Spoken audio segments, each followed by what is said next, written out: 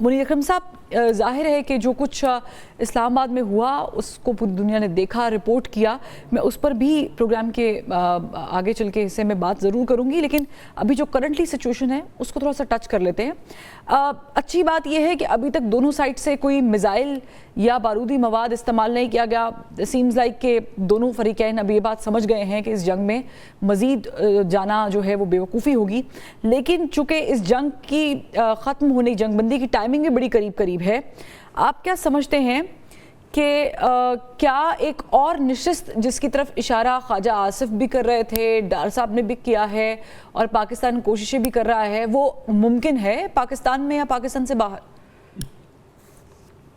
جی ضرور ممکن ہے، پر کوشش ہم نے کرنی ہوگی. اور میرے خیال میں پہلی چیز تو جو ہم نے حاصل کرنی ہے وہ یہ جو سیز فائر ہے اس کو مکمل طریقے سے مانا جائے، اور اس کا جو ٹائم پیریڈ ہے اس کو ایکسٹینڈ کرنا ہوگا، کیونکہ میرے خیال میں ایک ہفتے کا جو وقفہ ہے یہ بہت کم ہے، اور ہمیں ٹائم کی ضرورت ہوگی.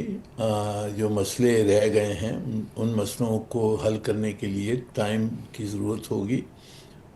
تو ایک طرف سے ہم نے ٹائم ایکسٹینڈ کروانا ہے سیز فائر کو، اور دوسری طرف سے کوششیں ہماری جاری رہیں. دو تین مسئلے جو بڑے سامنے ہیں ان کو ایڈریس کرنا ہوگا.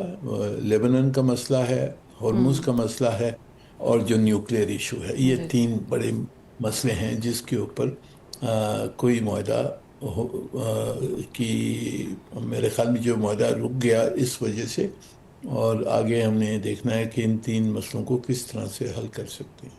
اچھا، یہ جو آپ نے ایکسٹینشن کی بات کی ہے کہ ہمیں جو ٹائم ڈیوریشن ہے اس کو مزید تھوڑا سا بڑھانے کی کوشش یا ایفرٹ کرنی پڑے گی.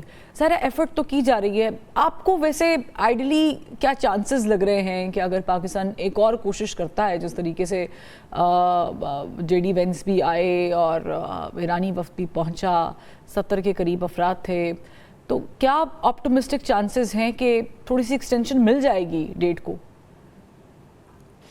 جی میرے خیال میں ایکسٹینشن مل سکتی ہے، بٹ دونوں طرف کو اطمینان ہونا چاہیے کہ آگے جو مذاکرات ہیں وہ سنسیئرلی اور ریئلسٹکلی دونوں طرف سے پوزیشنز ریئلسٹک ہوں گی اور فلیکسیبل ہوں گی.